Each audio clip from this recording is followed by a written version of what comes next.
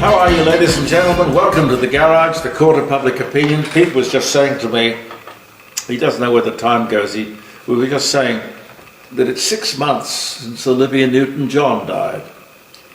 Can't believe that. It just seems like a blink. The years, the months, the years are going by far too quickly. Pete, it could mean we're having fun. Well, that's right. Might be. Might be. But anyway.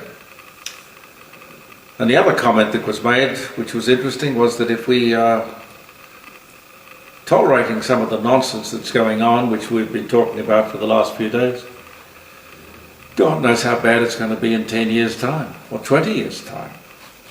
Or maybe it'll be a revolution and the whole thing will right itself and we'll get back on an even keel. I don't know. But anyway, some of the birthdays and anniversaries before we talk about the events of the day. Middle of the week. George Washington. I don't know a lot about George Washington. American founding father. Commander-in-Chief of the Continental Army during the War for Independence. The first President of the United States. 1789 to 97. Born in Washington. No, I'm sorry. He spent most of his life there, ultimately, but he was born in Westmoreland, in Virginia.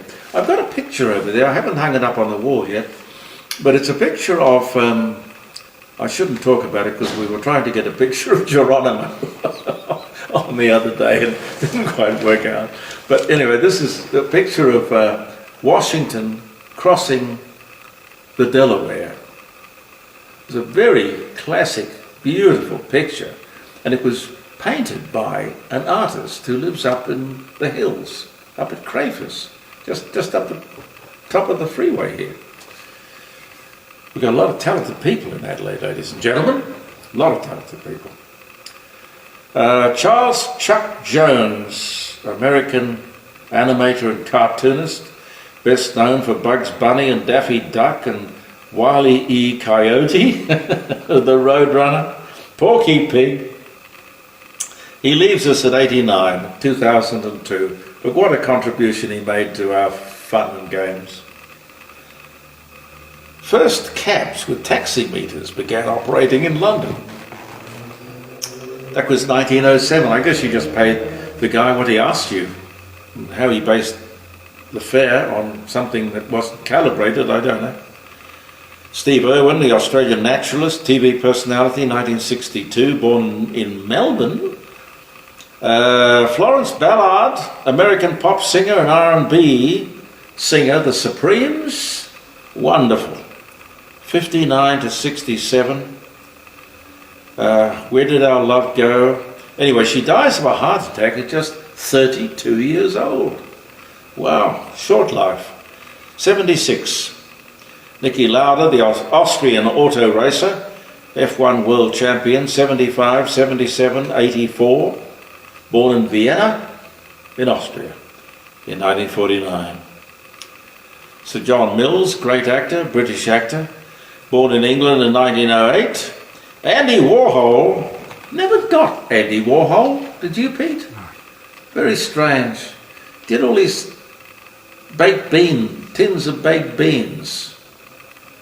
I can't imagine. I mean, art is, I suppose, in the eye of the beholder, but you can't tell me that there is not a lot of nonsense. Bulldust, stupidity, conning. I know, I've got a good name. I'm a great artist, so if I draw 3 circles on a piece of paper, I can charge whatever I like. Oh, the world is a funny place. Very funny. Anyway, Andy Warhol, he dies of a heart attack at 58. 1987 was the year. Wouldn't have surprised me if it had been an angry art collector. Drew Barrymore, the American actress, E.T., Poison Ivy, Charlie's Angels, born in Los Angeles in 1975. Robert Baden-Powell, who formed the Boy Scouts, born in 1857. Airplanes are no longer permitted to fly over the White House as of this day in 1935. 5. The US death toll, now this is interesting. 2021, the US death toll from COVID-19 passes 500,000 people, higher than US deaths in World War I, World War II, and the Vietnam War combined. Isn't that amazing?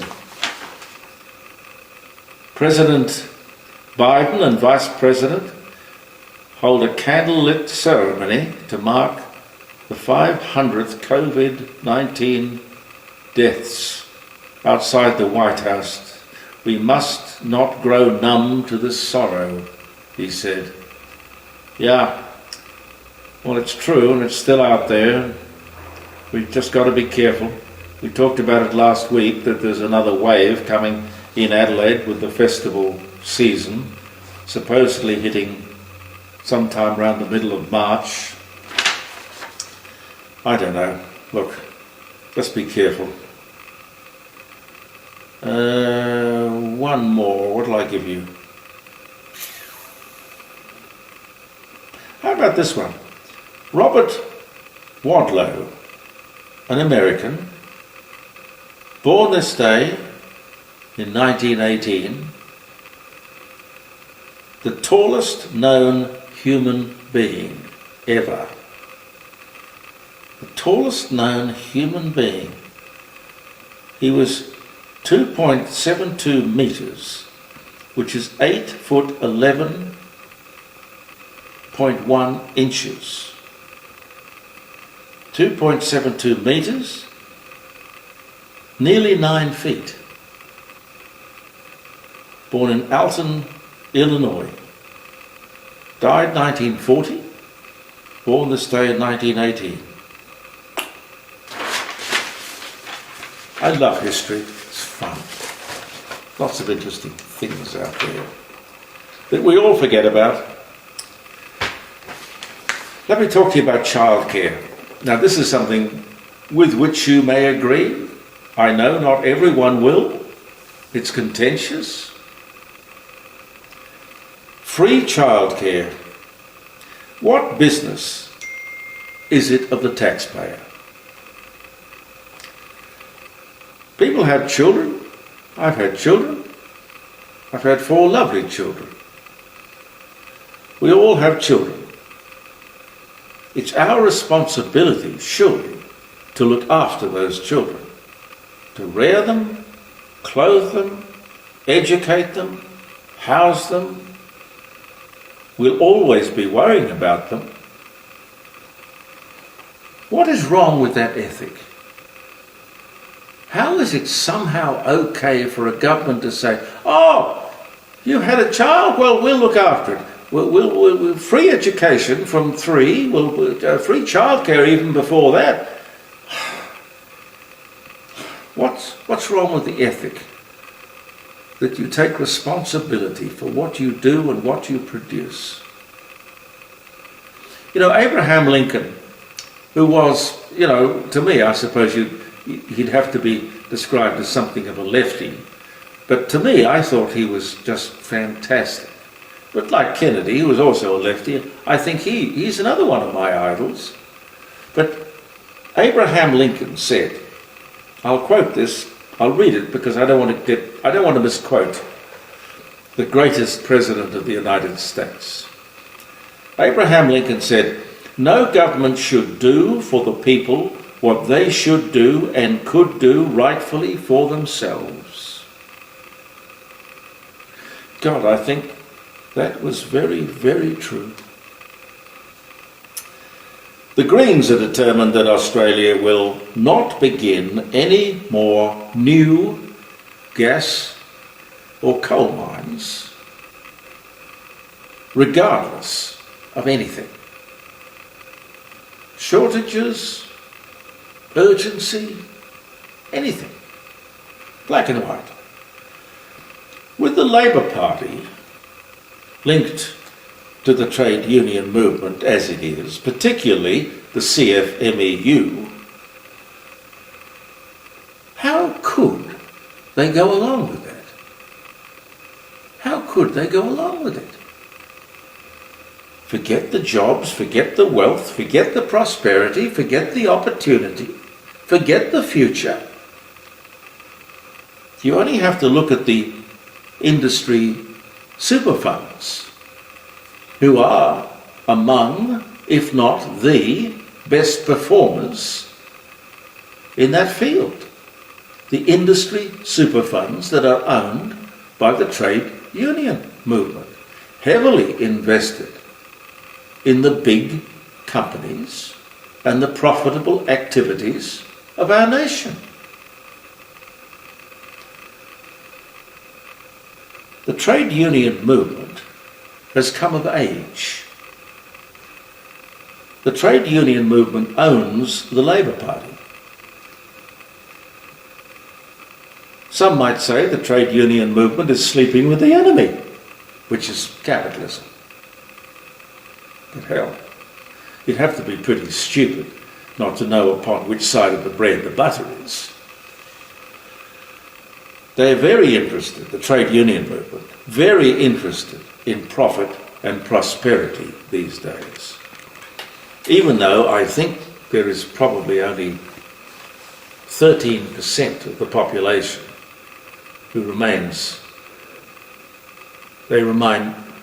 members of the trade union movement.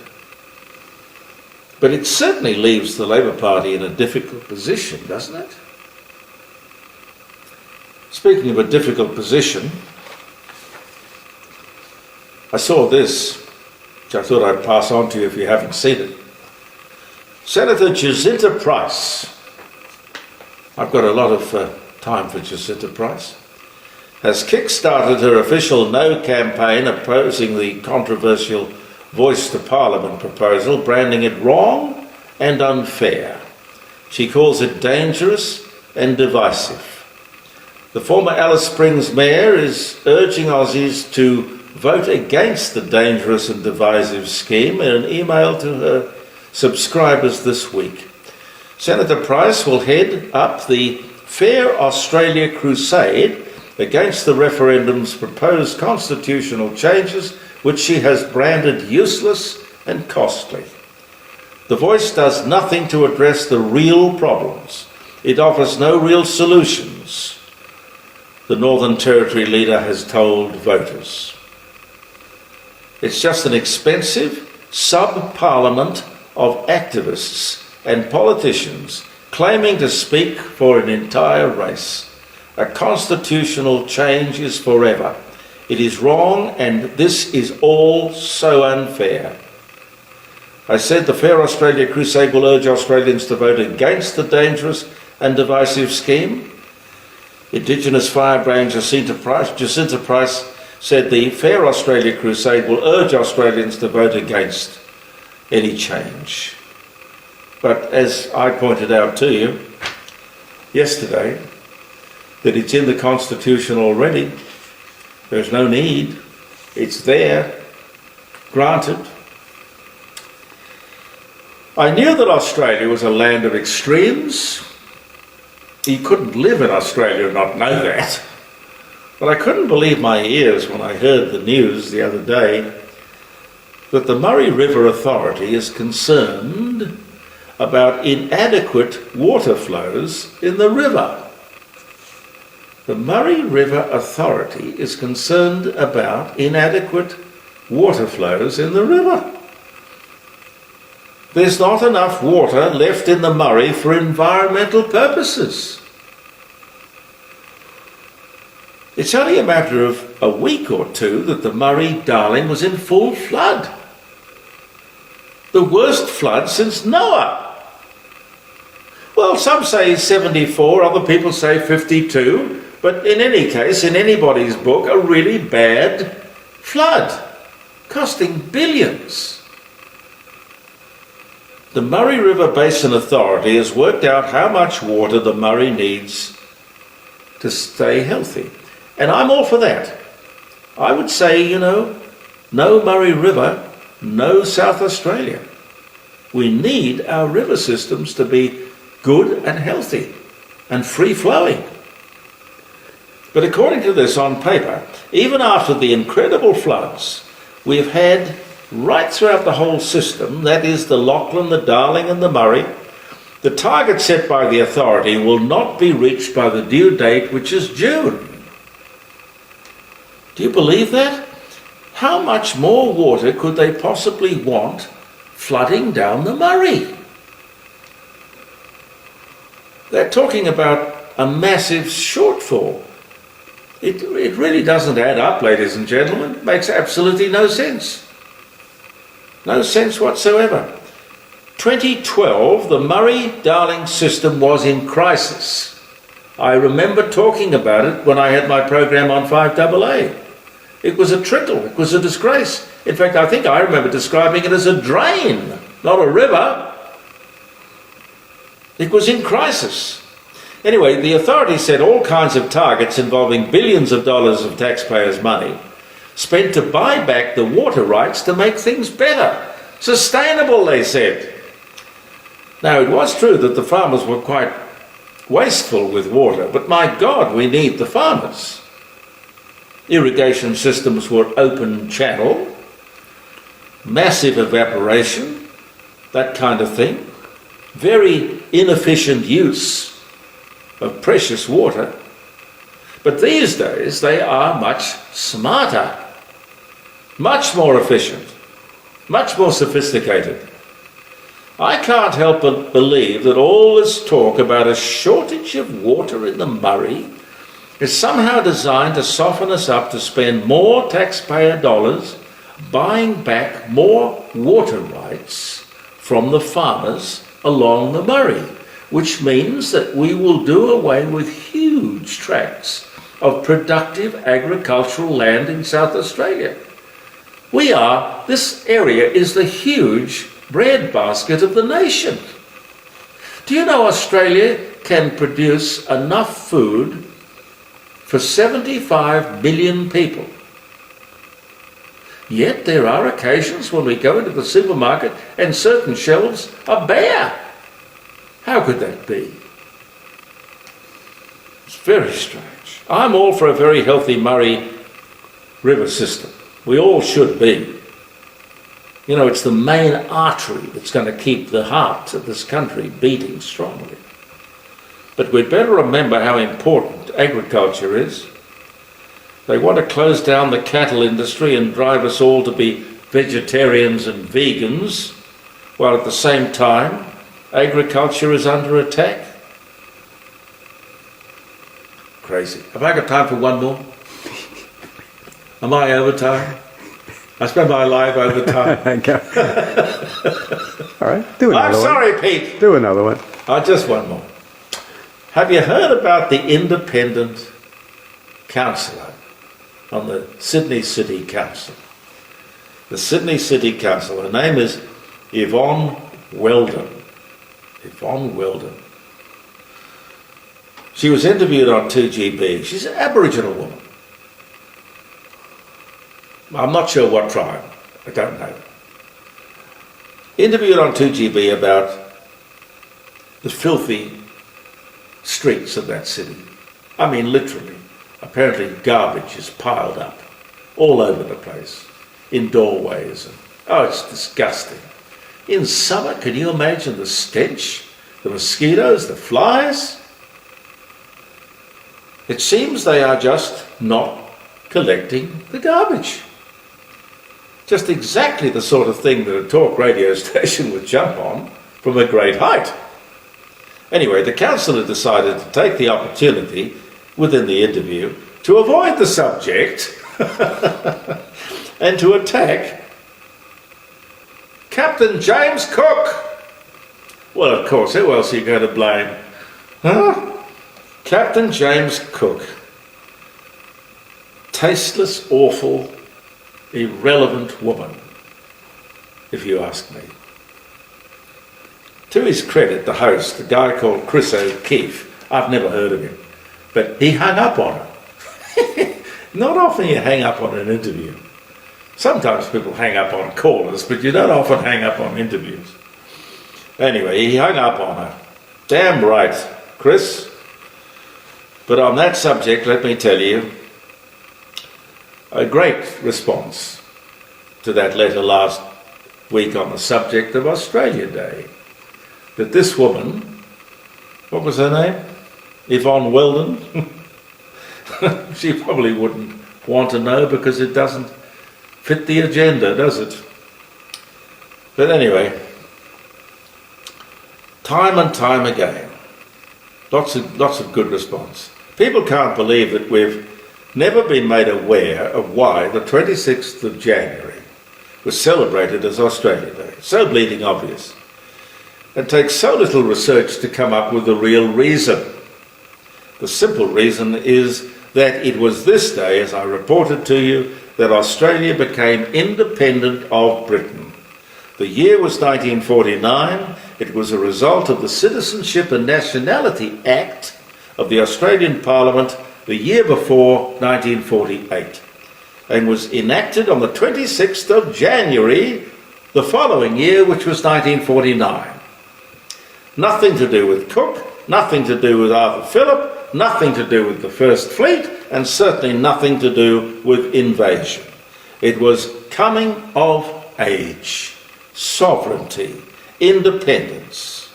And all these years, we, and I mean me too, did not realise the importance of that year connected to that date and that piece of legislation. You see, the activists, the councillors, the vandals, the terrorists, and indeed the racists can take advantage of our ignorance, and we shouldn't let them do it. Inquire, look, check, research. See you tomorrow, ladies and gentlemen. Thank you very much for joining us here in the Court of Public Opinion. I'm Jeremy Cordo. Pete and I will be back. Believe in yourself, and goodbye for now.